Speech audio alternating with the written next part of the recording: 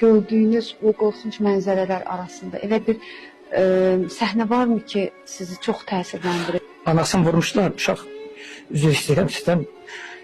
Anasının sinəsini açıb donmuşdu, istəyirmiş ki, nəysə, gözü yedilə donmuşdu uşaq.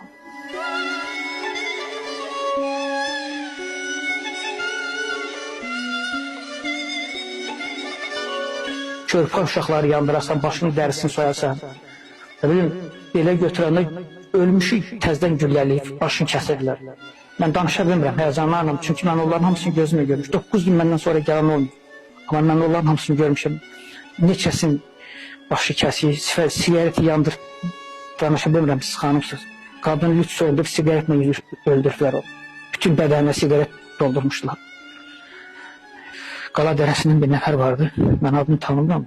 Güllələmişlər. Gəldim ki, meydi yandırıblar. Başı qalmışdı. Nə işgəncə veriblər, sonra sigaretlə yandırmışlar kötüyün üstündən.